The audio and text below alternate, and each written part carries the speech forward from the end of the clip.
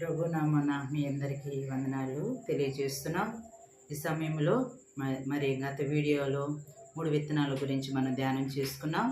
మరి చివరిగా 4వ విత్తనం గురించి దేవుని సన్నిధిలో కొద్ది మాటలు మనం ధ్యానం చేసుకుందాం. పరిశుద్ధ గ్రంథంలో నుండి 4వ రకమైనటువంటి విత్తనము మత్తయి సువార్త 13వ అధ్యాయము 8వ వచనం చదువుకుందాం. మత్తయి సువార్త 13వ అధ్యాయము 8వ వచనం. కొన్ని మంచి నేలను పడి ఒకటి 100 ఒకటి 60 ఒకటి 30 ఫలించెను. దేవుని సన్నిధిలో మరి 4వ రకమైన విత్తనము మంచి నేలను పడినటువంటి విత్తనము. మొదటి విత్తనము త్రోవ ప్రక్కన పడ్డ విత్తనము, రెండవ విత్తనము రాతి నేలలో పడిన విత్తనము, మూడవ విత్తనము ముళ్ళ పొదల్లో పడినటువంటి విత్తనము. ఈ మొక్కలు ఈ విత్తనము మరి ఫలింపు లేకుండా ఉన్నది. ఈ 3 రకమైన విత్తనాలు వేయటం ద్వారా ఆ నేలలను బట్టి, పరిస్థితులను బట్టి, మరి వారి జీవితాలను బట్టి, జీవిత విధానాలను బట్టి పైకి ఎదగలేకపోయినాయి. కొన్ని ఎదిగి ఎండిపోయినాయి, కొన్నేమో అనేక విచారాలు కలిగి మరి సఫలీకృతం కాకుండా నిష్ఫలులుగా మిగిలిపోయారు.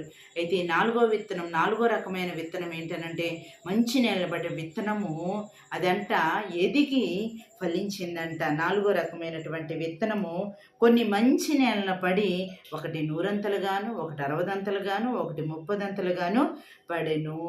ఈ మంచి నేలలో పడినటువంటి విత్తనము ఆ విత్తనాలకు ఉన్నటువంటి సామర్థ్యము కొలది ఒకటి 100 ఒకటి 60 ఒకటి 30 ఫలించనని దేవుని వాక్యం సెలవిస్తుంది. మంచి నేల, మంచి పరిస్థితి, మంచి స్వభావము, మంచి ప్రవర్తన మరి కలిగి ఉన్న వారమైతే మనము కూడా 30 60 100 ఫలిస్తాము. మరి ఆ రీతిగా ఫలించాలనంటే మనం కూడా మరి ఎలా ఉండాలి? ఈ మంచి నేల ఎలా ఉంటే మరి సఫలీకృతంలో అవుతున్నారు, ఫలించేవారు ఉన్నారంటే దీని భావాన్ని మనం చదువుకున్నట్లయితే మత్తయి సువార్త 13వ అధ్యాయము 23వ వచనంలో ఇక్కడ మనం చూచుకుందాం దీని భావాన్ని. మంచి నేలను విత్తబడిన వాడు వాక్యం విని గ్రహించువాడు, అట్టి వారు సఫలులై ఒకడు 100 ఒకడు 60 ఒకడు 30 ఫలించనను. ఇక్కడ మంచి నేల పడినటువంటి విత్తనం కలిగినటువంటి వారు వాక్యాన్ని విని గ్రహిస్తారంట. వాక్యాన్ని విని ఎవరైతే గ్రహిస్తారో వారు మరి దేవుని సన్నిధిలో ఫలించేవారిగా ఉంటారు. వాక్యాన్ని విని విడిచిపెట్టేస్తున్నావా? వాక్యం నాకు కాదులే అని చెప్పేసి వదిలేస్తున్నావా? వాక్యం వినటానికి ఇష్టపడలేకుండా పోతున్నావా? మంచి నేలైతే అంట వాక్యాన్ని వింటుంది, విని గ్రహిస్తుంది. మనం కూడా గ్రహించాలి. వినేవారంగా మాత్రమే కాకుండా గ్రహించువారే ఉంటే దేవుడు మనకి ఫలింపు కలిగినటువంటి జీవితాన్ని కలగచేస్తాడు. 100 ఫలాన్ని దేవుడు మనకి అనుగ్రహిస్తాడు. విని గ్రహించే గుంపులో మనం ఉండాలి. మంచి నేల కలిగినటువంటి నేలగా మనం ఉంటే మరి ఫలిస్తాము, ఫలభరితమైన జీవితాన్ని మనము పొందుకుంటామని దేవుని వాక్యం సెలవిస్తుంది. మరి ఇస్సాకు గారి గురించి మనం ధ్యానం చేసుకున్నట్లయితే ఆదికాండము 26వ అధ్యాయము 26వ అధ్యాయములో ఇస్సాకు విత్తనం వేసి 100 ఫలాన్ని పొందుకున్నాడు. ఆదికాండము 26వ అధ్యాయము 12వ వచనాన్ని మనం చదువుకున్నట్లయితే ఇస్సాకు ఆ దేశమందున్న వాడే విత్తనం వేసి ఆ సంవత్సరము 100 ఫలం పొందెను. యెహోవా అతన్ని ఆశీర్వదించెను గనుక ఆ మనుషుడు గొప్పవాడాయను. అతడి మిక్కిలి గొప్పవాడగు వరకు క్రమముగా అభివృద్ధి పొందుచూ వచ్చెను. దేవుని సన్నిధిలో ఇస్సాకు ఆ దేశమందున్న వాడే విత్తనం వేసి 100 ఫలం అంట. 100 ఫలాన్ని ఇస్సాకు పొందుకున్నాడంట. ఇస్సాకు పొందుకుంటానికి కారణం ఏంటి? మరి తండ్రి గారైనటువంటి అబ్రహాము మరి దేవుని సన్నిధిలో మరి ఇస్సాకుని మరి అబ్రహాం గారికి 100 ఏళ్ల వయసులో దేవుడు అనుగ్రహించడం మనం చూస్తూ ఉన్నాం. మరి నవ్వుల పుత్రుడు ఇస్సాకు పుట్టినప్పుడు అందరు నవ్వుకున్నారంట. తన జీవితము నవ్వుల పుత్రుడు అనే పేరుని తనకు నామకరణం చేయబడి ఉన్నది. ఇస్సాకు మరి దేవుని సన్నిధిలో విత్తనం వేసినప్పుడు, ఆ దేశమందున్న వాడి విత్తనం వేసినప్పుడు 100 ఫలాన్ని పొందుకున్నాడు. క్రమముగా మరి ఆశీర్వదించాడు ఇస్సాకుని మరి దేవుడు ఆశీర్వదించాడు కాబట్టి ఇస్సాకు గొప్పవాడయ్యాడు. మనం ఫలిస్తే మనం కూడా అభివృద్ధి చెందుతాం. క్రమక్రమంగా అభివృద్ధి చెందటం ద్వారా గొప్పవారం అవుతాం. దేవుని సన్నిధిలో మనం గొప్పవారుగా ఉండాలనంటే మంచి నేలను కలిగినటువంటి వారంగా మనం ఉండాలి. మరి అబ్రాహాం గారు ఇస్సాకుని బలి ఇవ్వటానికి తీసుకుని వెళ్ళినప్పుడు యవనస్తుడుగా ఉన్నాడు. యవనస్తుడుగా ఉన్నప్పుడు ఇస్సాకు మరి అబ్రాహాం గారి వెంట వెళుతూ ఉన్నాడు. అయితే ఆ కట్టెలు అంతా బలిపీఠానికి పేర్చినప్పుడు, అయా తండ్రి మరి అన్నిటిని సమకూర్చాం, గొర్రెదయ్యా బలి ఇవ్వటానికనంటే దేవుడే చూసుకుంటాడని అబ్రాహాం గారు చెప్పారు. చెప్పినప్పుడు మాట విన్నాడు. అయితే ఇస్సాకును తీసుకున్న బలిపీఠం మీద పెడుతున్నప్పుడు ఏ మాత్రము తండ్రికి ఎదురు చెప్పలేదండి, ఏ మాత్రం వెనదిరగలేదండి. అందుకని ఇస్సాకు గొప్పవాడయ్యాడు. తండ్రి మాట విన్నాడు, తండ్రికి లోబడ్డాడు, తండ్రికి విధేయత కలిగినటువంటి వాడుగా ఉన్నాడు. అదే కాకుండా ఇస్సాకు ప్రార్థనాపరుడండి. మరి ఈ అధ్యాయంలో ఆదికాండము 25వ అధ్యాయంలో మనం చూసుకున్నట్లయితే 25వ అధ్యాయము 21వ వచనములో ఇస్సాకు భార్య గొడ్రాలు కనుక అతడు ఆ విషయమే యెహోవాను వేడుకొనును. యెహోవా అతని ప్రార్థన వినని గనుక అతని భార్య అనే రిబ్కా గర్భవతి ఆయను. ఇస్సాకు భార్య గొడ్రాలుగా ఉన్నప్పుడు ఏం చేస్తున్నాడంటే ఇస్సాకు భార్య కొరకు ప్రార్థన చేస్తున్నాడు. ప్రార్థనాపరుడండి ఇస్సాకు. అందుకని అతని ప్రార్థనను బట్టి తన భార్య గర్భాన్ని తెరిచాడు. ఎంతమంది ఈ లోకములో భార్యల కోసం మరి భర్తలుగా ఉన్నటువంటి వారు ప్రార్థన చేస్తున్నారు. ఇస్సాకు మంచి భర్త, మంచి కుమారుడు కాబట్టి దేవుడు అతనిని ఆశీర్వదించాడు. మనము కూడా ఇస్సాకు వలె ప్రార్థనాత్మను కలిగినటువంటి వారంగా ఉండాలి, విధేయత కలిగినటువంటి వారంగా ఉండాలి. ఉంటే మనం మంచి నేలలో పడినటువంటి విత్తనం కలిగినటువంటి వారంగా ఉంటాం. క్రమక్రమంగా మనల్ని కూడా దేవుడు అభివృద్ధి చేస్తాడు, గొప్పవారిగా చేస్తాడు, ఆశీర్వదిస్తాడు. అన్ని రీతిలుగా మనం ఫలించేవారిగా ఉంటాడు. ఇస్సాకు విత్తనం వేసి ఆ సంవత్సరం 100 ఫలం పొందుకున్నాడు. కారణం ప్రార్థనాపరుడు, భార్య కోసం ప్రార్థించాడు. దేవుని సన్నిధిలో అబ్రాహాం గారికి తన తండ్రికి విధేయతను చూపించాడు. మనం కూడా చదువులో దీవించబడాలనంటే, మరి భవిష్యత్తులో ఆశీర్వదించబడాలంటే, క్రమక్రమంగా మనం పరిస్థితులు కూడా అభివృద్ధి చెందాలంటే, ఆశీర్వదించబడాలంటే తల్లిదండ్రులకు విధేయులయ్యే వారంగా ఉండాలి. తల్లిని తండ్రిని సన్మానించిన వారు దీర్ఘాయుష్మంతులవుతారని దేవుని వాక్యం సెలవించింది. కాబట్టి దేవుని సన్నిధిలో తల్లిని తండ్రిని సన్మానించే వారంగా, విధేయత చూపించే వారంగా, పరమ తండ్రి దేవునికి మనము అనుదినము ప్రార్థన చేసే వారంగా ఉండాలి. మనకు లోటులు, కొరతలు, ఇరుకులు, ఇబ్బందులు కలిగినప్పుడు దేవుని సన్నిధిలో ఉంటే దేవుడు మనకి ఫలవర్తమైన జీవితాన్ని ఇస్తాడు.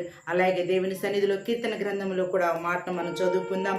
కీర్తన గ్రంథము 1వ అధ్యాయము 2వ వచనంలో మనం చదువుకున్నట్లయితే ఇక్కడ దేవుని వాక్యము సెలవిస్తూ ఉంది మనకి. ఈ కీర్తన గ్రంథం 1వ అధ్యాయము 2వ వచనములో యెహోవా ధర్మశాస్త్రమునందు ఆనందించుచు దివారాత్రము దానిని ధ్యానించువాడు ధన్యుడు. అతడు నీటి కాలంలో ఎరను నాటబడినదే, ఆకువాడక తన కాలమందు ఫలమిచ్చి చెట్టు వలె ఉండును. అతడు చేయునంతయు సఫలము ఆగును. దేవుని సన్నిధిలో దివారాత్రులు దేవుని వాక్యాన్ని మనం ధ్యానించినప్పుడు మనము ఆకువాడక తన కాలమందు ఫలమిచ్చి చెట్టు వలె ఉంటామని దేవుని వాక్యం సెలవిస్తుంది. వారు మరి ఫలభరితమైన జీవితాన్ని కలిగి ఉంటారు. వారు చేయనియంతు సఫలపరిచే దేవుడు. కాబట్టి దేవుని సన్నిధిలో ఉన్నటువంటి మనము ఈ కీర్తన భాగములో 1వ అధ్యాయము 2వ వచనములు మనం చదువుకున్నట్లయితే మనం ఫలించాలి, మనం కూడా సఫలం అవ్వాలనంటే దేవుని వాక్యం సెలవిస్తుంది. దివారాత్రములు ధర్మశాస్త్రమునందు ఆనందించుచు దానిని ధ్యానించువాడు ధన్యుడు. అతడు ఎలా ఉంటాడంటే ఆకువాడక మరి తన కాలమందు ఫలమిచ్చు చెట్టు వలె ఉండును. అతడు చేయునదంతయు సఫలమగును. ప్రతి కార్యము సఫలపరిచే దేవుడు. దేవుని సన్నిధిలో నువ్వు సఫలమవ్వాలంటే, ఫలించాలనంటే దివారాత్రములు దేవుని వాక్యాన్ని మనం ధ్యానించేవారుగా ఉండాలి. దివారాత్రి ఫోన్ చూసేవారంగా కాదు. వాట్సాప్, ఇన్స్టాగ్రామ్, అనేక రీతిలో యూట్యూబ్లు, అనేక రీతిలుగా మరి ఫోన్కి ఇదైపోయి అంకితమైపోయినట్లుగా మన జీవితాల్ని పాడు చేసుకోకుండా దేవుని ధర్మశాస్త్రాన్ని, బైబిల్ గ్రంథాన్ని, పరిశుద్ధ గ్రంథాన్ని మనం చదువుతూ ధ్యానించినప్పుడు మనం చేయనంతయు సఫలపరిచే దేవుడు, ఆశీర్వదించే దేవుడు, జ్ఞాపకం చేసుకునే దేవుడు, క్రమంగా దేవుడు అభివృద్ధిని కలగచేస్తారు. కాబట్టి ఇప్పుడు కూడా మీరు చెప్పే వాక్యం ఫోన్లోనే కదండి. ఫోన్లోనే చూడాలనంటే మంచి చెడును మరి తెలివినిచ్చేటువంటి ఫలం అంట. మరి ఏదైనా తోటలో ఉన్నప్పుడు దేవుడు మంచినే చేయమని చెప్పాడు. ఆదమ్ గారికి అవ్వమ్మకి ఏమని చెప్పాడనంటే మంచిని చేయమని చెప్పాడు. మనకు కూడా ఇది నాన్న మన చేతిలో మన ఇంటిలో ఉన్నటువంటి ఫోను మనం మంచికే వాడే వారంగా ఉండాలి. దేవుని పనికే మరి మన ఆత్మీయ జీవితాలు బలపడటానికి మనం వాడుకునే వారంగా ఉంటే దేవుడు మనల్ని సఫలపరిచే దేవుడు. కాబట్టి దేవుని సన్నిధిలో ఉన్నటువంటి మనము ఆ రీతిగా మంచి నేలను కలిగినటువంటి వారంగా ఫలించే వారంగా ఉండాలని దేవుడు కోరుకుంటున్నాడు. ఇస్సాకు ఫలించాడు, అభివృద్ధి చెందాడు. మరి విధేయత కలిగినటువంటి బిడ్డగా దేవుని సన్నిధిలో ప్రార్థించే బిడ్డగా ఇస్సాకు ఉన్నాడు కాబట్టి ఫలవంతమైన జీవితం వచ్చింది.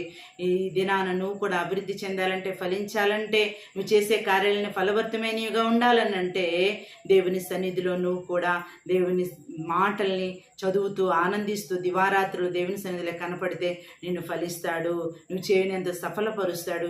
ఈ రాత్రి వేళలో నిన్ను మంచి నేలగా మార్చి నువ్వు చేయి కార్యాలన్నిటిలో, ఆరోగ్య విషయములో, వ్యాపార విషయములో, పని విషయములో, గృహ వ్యవస్థ విషయములో, మరి చదువు విషయములో, అనేక రీతిలుగా అన్ని విషయాల్లో దేవుడు నిన్ను ఫలించి అభివృద్ధి చేయాలని కోరుకుంటూ ఉన్నాను ప్రియుడా. మరి యోహాను సువార్త మరి యోహాను రాసినటువంటి పత్రిక 3వ అధ్యాయం 1వ వచనంలో, ప్రియుడా నీ ఆత్మ వర్ధిల్చిన ప్రకారం నీవు అన్ని విషయంలో వర్ధిల్లుచు సౌఖ్యంగా ఉండాలని నేను కోరుకుంటూ ఉన్నానని చెప్పి దేవుని వాక్యం సెలవిస్తుంది. మనం సౌఖ్యంగా ఉండాలంటే వర్ధిల్లాలి, అభివృద్ధి చెందాలి. అన్ని విషయంలో ప్రియుడా ఆత్మ వర్ధిల్చిన ప్రకారం, మొదటిగా ఆత్మీయ విషయంలో నువ్వు వర్ధిల్లితే అన్ని విషయాలు నువ్వు వర్ధిల్లుతూ సౌఖ్యంగా ఉంటావని దేవుని వాక్యం సెలవిస్తుంది. కాబట్టి ఎలియాజరు ప్రయాణాన్ని దేవుడు సఫలపరిచాడు. ఏ రీతిగా అంటే దేవుని చిత్తానుగా ప్రార్థన చేసుకొని ఎలియాజరు ఇస్సాకు కొరకు భార్యను తీసుకొని రావడానికి ముందుకు వెళ్ళినప్పుడు తన కార్యాన్ని సఫలపరిచారు. ఆదికాండం 24వ అధ్యాయం 40వ వచనంలో నా ప్రయాణమును సఫలము చేయమని ప్రార్థన చేసుకున్నాడు. ఏ కార్యం చేసినా, ఏ పని తలపెట్టినా, ఏ విషయంలో అయినా దేవుని సన్నిధిలో ప్రార్థనాపూర్వకంగా ముందుకు వెళితే నీ కార్యాలను సఫలపరిచే దేవుడు, నూరంతలుగా దేవుడు నిన్ను ఆశీర్వదించే దేవుడు. ఈ దినాన ఈ 4వ విత్తనము ద్వారా దేవుడు నిన్ను మంచి నేలగా మార్చి ఆ హృదయంలో దేవుని మాటలుంచి నువ్వన్ని విషయాల్లో సఫలమైనటువంటి జీవితాన్ని కలిగి నువ్వు క్రమక్రమంగా అభివృద్ధి చెంది గొప్పవారు అవ్వాలని ఈ చిన్ని మాటలు మీకు తెలియజేస్తున్నాను. ఈ చిన్ని మాటలు మీ హృదయంలో ఫలింపచేయనుగాక. ప్రార్థన చేసుకుందాం. కృప కలిగిన మా తండ్రి మహోన్నతుడా, మీకు స్తోత్రం వందనాలు చెల్లిస్తున్నాం. 4వ రకమైన విత్తనం మంచి నిలబడిన విత్తనం అయ్యా, అది 100 60 30 ఫలించిందయ్యా.